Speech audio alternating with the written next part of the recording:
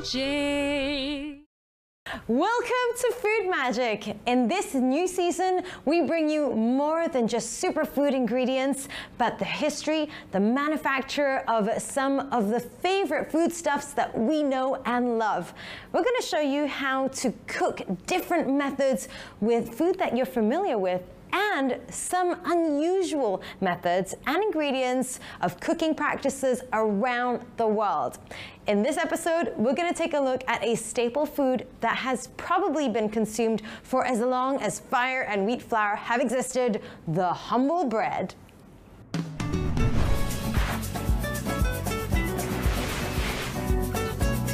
Perhaps unsurprisingly, bread making is one of the earliest commercial food trades to have started, maybe 5,000 years ago? Egyptian bread was discovered on archaeological sites in the early 19th century in the great Egyptian pyramids, tombs, and places of worship all along the River Nile. It's a good thing these days we don't have to go to the dentist for broken teeth or worse, as modern methods of milling removes stones, husks, and any impurities from the grains to give us a most enjoyable eating experience. From American burgers to German pretzels, there is a bread type for everyone. You've got to love the smell of bread. Well, anyway, some of these pieces of bread dating back thousands of years were actually displayed in the British Museum in London. I wonder if they look their age. Anyway, back in those days, when it comes to bread flour made from wheat and barley, it wasn't sieved and it wasn't refined. So lots of ancient Egyptians would suffer from toothaches thanks to the dirt and grit. I think I'm getting a toothache just thinking about it. Ooh. You might have noticed that we no longer need to tear bread apart with our hands, and this is because of a brilliant invention called a bread slicing machine by none other than the American jeweler Otto Roeder in 1917. However, this only became popular in 1928 when bakery owners realized customers don't need to be slicing their bread into even slices at home, and thank heavens for that.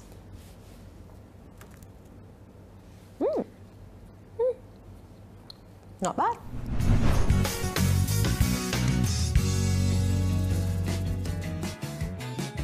It's time to show you one of my favorite meals of all time. I swear I could just eat sandwiches day in and day out. This is going to be a chicken and avocado sandwich. So first of all, I'm going to walk you through all the ingredients. Naturally, this is going to be made with some of my favorite bread. I'm going to suggest something that's nice and rustic, something that's wholemeal, and that just looks divine like this. So next up, we've got chicken, we've got our onions, we've got tomatoes, we've got bell pepper, avocado, and of course some cheese, mayonnaise, and lettuce. And that is all you need. So we're going to start with the chicken first. I think it's important to at least get a little bit of salt and pepper on it. So some very simple seasoning. A little bit of salt. There we go, we've got our little flame on. And we're just gonna drizzle a little bit of olive oil. So make sure you get all your chicken nice and seasoned. All right, just give it a little toss. So as soon as your pan has heated up a little bit, make sure you place your chicken nice and flat so it cooks evenly on all sides. There we go. So while that's cooking, we're going to slice up some bread.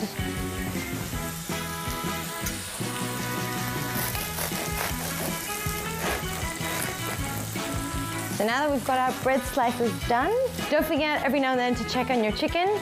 Make sure it hasn't overcooked and turn them around. Turn the little fillet slices around so that it gets nice and evenly cooked on all sides.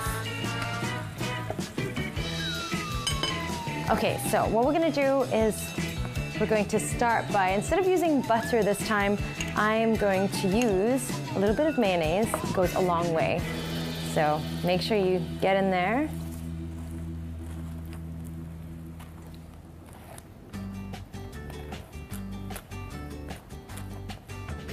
So these guys are gonna be the base. So once you're done putting your mayonnaise on and spreading it nicely, we're gonna start by chopping up our vegetables. So I'm gonna start with some onions. Just gonna do a couple of nice rings. So we've got some onion rings right there, and put them aside. And then we're gonna start by layering with some lettuce. So a little bit of lettuce over here, nice big slices. So this is gonna add a nice little crunch. And then, since we've already got our onions, we're just gonna place them on top.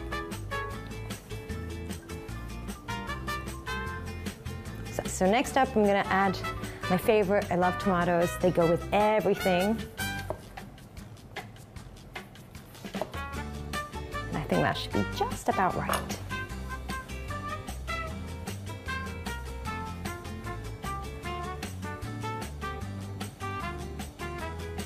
And then we're gonna add on our slices of avocado. So this has already been pre-cut. This is literally a match made in heaven. So finally, I'm gonna start with our bell pepper right here. So we don't need the whole lot. Just gonna take a tiny bit of it, really. I think even this will be more than sufficient. Just gonna chop off that little end, and you want to slice it really thin. Do a little half, and that's pretty much it. Remember, you've got a lot of ingredients, so don't overdo it with any one of them. We still have our cheese, and we still have our main ingredient, the chicken. All right, the chicken is ready, so we're gonna start to lay it out on its bed of greens. So, I mean, if you want to, you could cook it a little bit longer, but I like it not too overcooked. And it's very important to make sure you put the cheese on immediately after the chicken comes off the pan, because you want it while it's still nice and hot, and that cheese is gonna nicely melt into it. And now it's time to put the lid on it. So this is my favorite part, when it's all oozing out. And there we go. The perfect chicken avocado sandwich, which is going to fill you up, and it tastes absolutely amazing. So don't go anywhere, because we still have much more to come.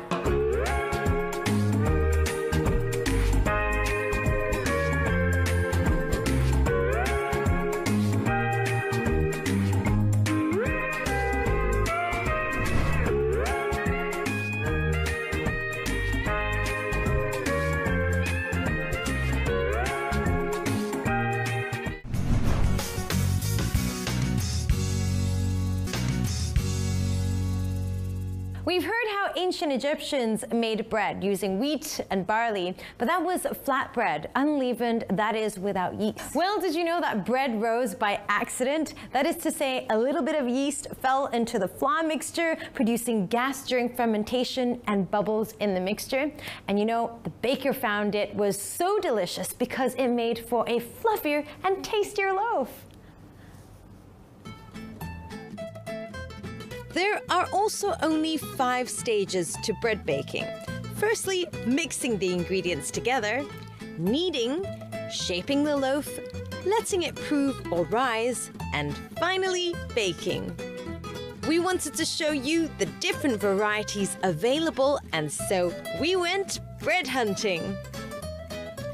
There are plenty of other breads from around the world available here in Malaysia, from German to Swiss and even Japanese breads. We also visited a sourdough baker in Sungai Buloh, owned by Haji Mustafa, an Englishman who married a local lady, Puan Mardia, who both thought that the best type of bread is homemade. That's how Haji Mustafa started his bakery, baking in his own brick-built oven. He uses organic flours particularly for his sourdough breads, including whole-grain flours that contain higher concentrates of bran minerals, vitamins, and fibers than breads made from processed white flour. With any kind of cooking or baking, whatever, the thing you must consider is to use the finest ingredients that you can afford. I mean, I'm not saying you go and buy the most expensive one. You buy the best that you can buy. Bread making is, it looks relatively simple, I have to say. I mean, I've given many classes here over time, but many people come back and say, no, I tried it, it didn't work like you did here. It will work, and you've seen me do it, and you've seen many other people do it. It's just you have to keep practicing, and you will get better. I mean, perseverance is the word, isn't it? Just keep trying. You will know that you are feeding or providing to your family something better that you can buy in a shop. For those of us who are gluten intolerant and suffer stomach upsets from ordinary breads, well, there are many alternatives available these days in large supermarkets, such as gluten-free breads. One bakery that caters to those with special dietary needs is Fresco Grano, an organic bakery also based in Sungai Buloh. They bake gluten-free loaves so everyone can enjoy some toast.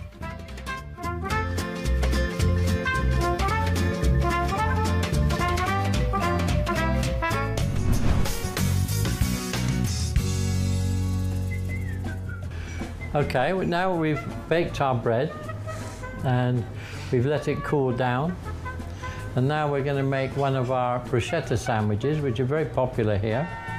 It's made with sourdough bread, some pesto which is made from basil and mozzarella cheese.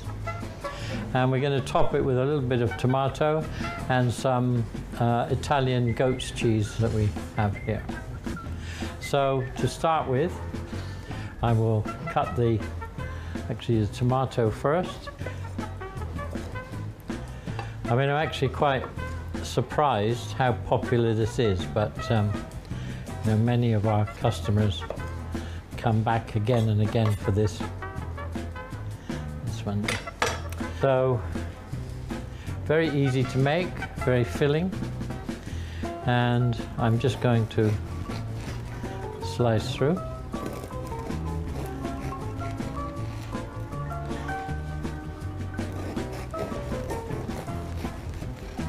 There. So remember when we were making the bread, I was doing the stretching, and you can see that some of the, and if you look very carefully, you can see a sort of a rising there. That's where the bread rose after it was put in the oven. So we will put these two here. We get some of our pesto, which is also mixed with olive oil, and we apply it. And this makes a very good lunchtime snack. Very filling.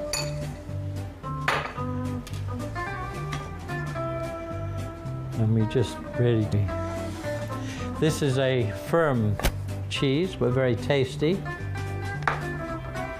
And basically we just slice it like that. And then we will just layer that over the top.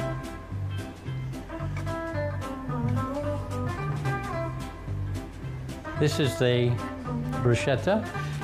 It's a nice midday snack, light snack. So you've got all the nourishment of the wheat grain in there.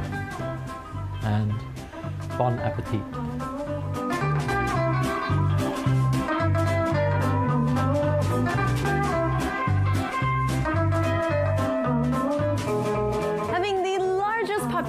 In the world, it makes sense that China is the largest producer of wheat, with India and Russia coming in second and third. Stay tuned for more wholesome goodness after this.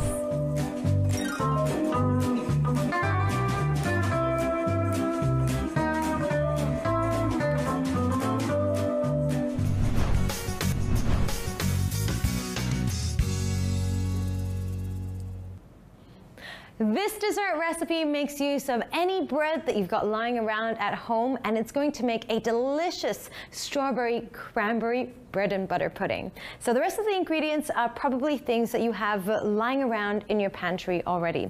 Let's get started.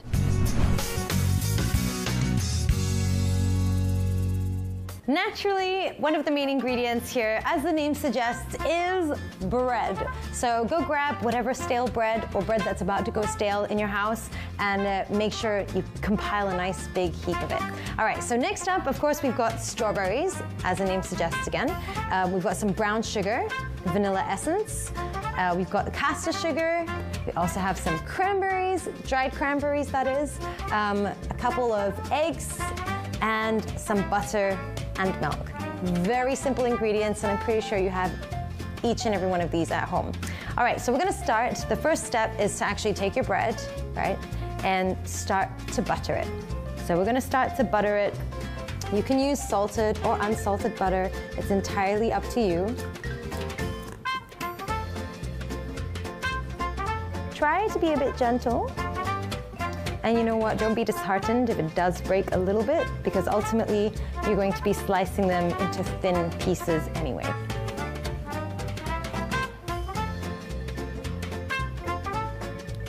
Much easier. And then just lay them to bed and try to fill in any nooks and crevices that you see. Okay, so this is pretty much done with the first layer. Now comes the magic ingredient, and what's gonna bring all that sweetness is our strawberries. So, again, this is like little bursts of joy when you bite into your bread and butter pudding. I'm also going to go ahead and add some cranberries. So, sprinkle it in. Depends how sweet you want it. You can go crazy with that if you want. And then the process just repeats. So I'm gonna go ahead and continue to tuck my little strawberries into bed. You can always add another layer when you think you're almost done, because your bread essentially you can just sort of push it down and make more room. And that way you have layers and layers and layers upon layers of goodness. Well, now we're almost done, just for the final step, which is to add a touch or rather a sprinkle of brown sugar. And it's just gonna add a nice golden, crisp, sweet touch to it. Now, although it looks tempting to just eat it like that, don't forget the most important step. So we're gonna take a nice mixing bowl out. We're gonna start right here with our eggs. I've got 2 eggs here. Pour them into your mixing bowl. And then the caster sugar. And I'm just going to start by mixing this a little bit first, just so that it doesn't start splashing everywhere.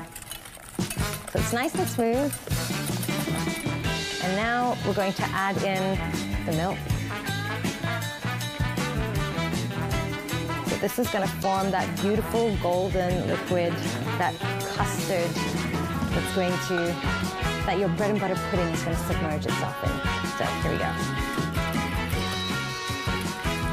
Every time I do this, I'm always reminded about how really ridiculously easy it is, and I wonder why I don't do it more often. You should probably measure this if you want to. You can use 1 teaspoon of vanilla essence, though to me, I don't mind adding a little bit more. So, there we go. So now I'm just going to pour this in. You might want to be really careful with this. So ultimately, you are going to drown your bread and butter pudding in this. I really make sure that it covers every inch, every corner. So let's go for the kill.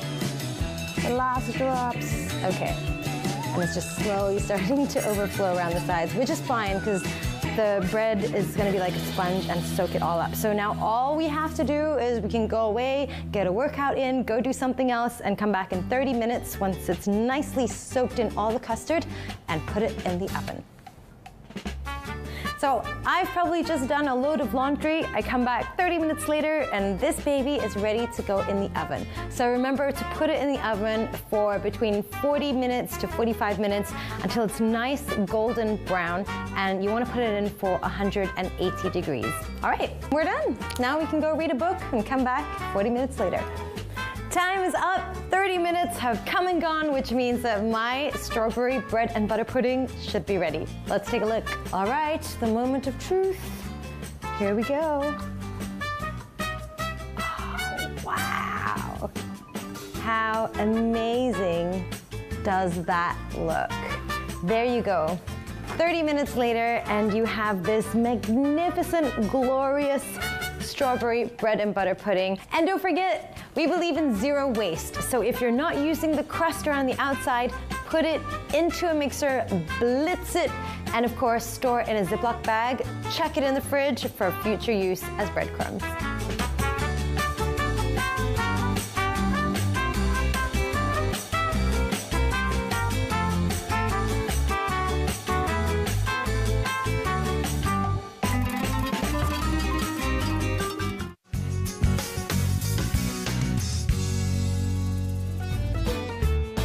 With this lovely garbanzo loaf, I'm now going to make an open-face sandwich. What's an open-face sandwich? Basically, it's made with just one slice of bread with a lot of beautiful toppings on it. So we'll start with the basic butter on your bread, like so, just to give it a bit of moisture. And on top of this, I like to follow up with a lovely green pesto. Pesto is basically made out of your basil leaf and also some pine nuts. And we all know basil is very good for you because it's very nutrient dense and it's also anti-inflammatory. And then I'll just put this down to get in some greens. We will put in some lettuce. Just sprinkle it on. And our lovely red tomatoes just to give it some color and some tartness to balance off the next ingredient that's coming on, which is a lovely creamy dairy cheese. If you want to keep it vegan, you can use vegan butter, as I've done here, along with vegan cheese. And there you have a simple, nutritious, gluten-free open-face sandwich.